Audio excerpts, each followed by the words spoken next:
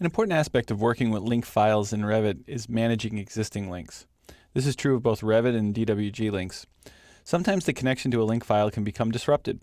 You may wish to point the link file to another file, open a different version, or sometimes you just simply want to check the files you have and reload the ones that you know have changed since the last time you loaded them. All of these actions take place in the Manage Links dialog. So let's go ahead and take a look. I'm going to open a file. So I'm going to use the shortcut on the QAT. And in the Chapter 5 folder, or the exercise files, I'm going to open this file here called Managing Links. Now, the first thing that I'm going to see when this file opens is a warning that Revit is telling me that it can't find one of my linked files.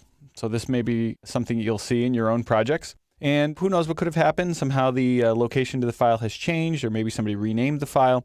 And it's offering me two choices. I can either open the Manage Links dialog to correct the problem, or I could just simply ignore the problem altogether and continue opening the project. Now, either one would be fine, but in this movie we want to talk about managing links, so why don't we go ahead and open the Manage Links dialog to see what we can do about correcting the problem. So when Manage Links opens, you can see that there's actually three tabs. We have CAD formats. There aren't any CAD links in this particular project. We have a Revit tab where we have two links, and then a DWF markups tab, which we also don't have any in this project. Now, building site, you can see, is listed as the first Revit link. I'm going to go ahead and highlight it. Its current status is it's loaded. Its reference type is overlay, and there are actually two choices there, overlay and attachment. The way this works is overlay is a one level deep link, meaning that the file that we're currently in is called Managing Links. If I were to create another Revit file and load in Managing Links as a link in that file, it would leave behind building site, because building site is an overlay, so it would only go forward one level. If I change building site to an attachment, then Managing Links would pull building site along with it, and you would actually get what we call a nested link, meaning one link inside of another. So in your projects, if you need a link to follow through, even if the host file gets linked yet again, in other words, a nested link, you can switch to attachment. The saved path is listed over here, and if it only lists the file name, what that means is Revit is finding the file in the same folder as the current project, which is the case here. So the current project is called Managing Links, and the linked file is called Building Site, and they both live in the same Chapter 5 folder.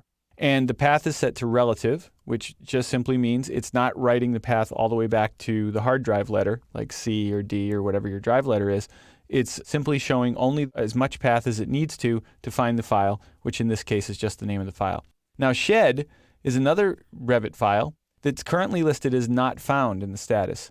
It's also an overlay and so on. And the reason it's not found is because its saved path is at a folder called links and then shed.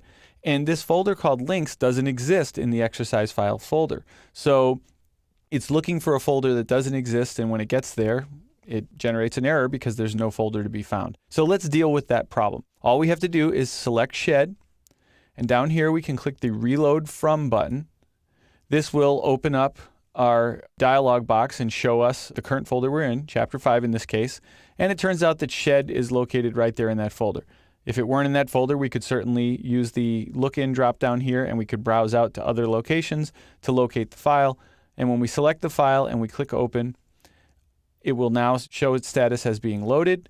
It will update the path to reflect its new location, so it eliminates the links part of the path and just simply lists the name of the file. Let's go ahead and click OK. And you can see that now the shed file appears linked over here off on the side of the building. So all the shed file is really just a simple outbuilding over here. So let's just go ahead and zoom in a little.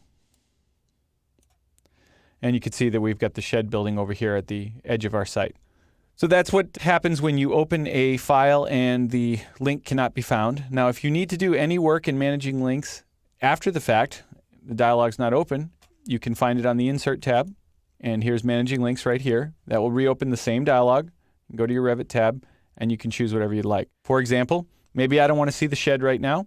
I could select it, and I could remove it. If I remove it, that actually deletes it from the list. It's gone. That file will no longer be part of this file, and if you ever wanted it back, you'd have to re-link it all over again. I could unload it, which is a little less permanent. Unload will warn me that I can't undo this, and I'm going to go ahead and say yes. And you'll see the status is listed as not loaded. However, it's not listed in red because it's not seeing that as an error because it was a choice that I made. I wanted to unload it. And when I click OK, the shed file will disappear. So sometimes you don't need to load a linked file. You want to speed up load times and you're not working on that portion of the project, so you can simply unload it. And then anytime you need to get it back, you simply go back to Manage Links, click the Revit tab, select the shed, and I don't need to do reload from this time. This time all I need to do is click reload because I'm reloading it from its current location, so I don't need to tell Revit where to reload it from. I just simply need to say, hey, go grab it at its last known location, and I click OK, and the file will appear. And so that's all there is to it. So Manage Links gives you access to all of your CAD and Revit links in your project. You can use this tool to load, unload, change the path, and even remove links permanently from your project. This is an important tool to acquaint yourself with if you plan to use links in your workflow.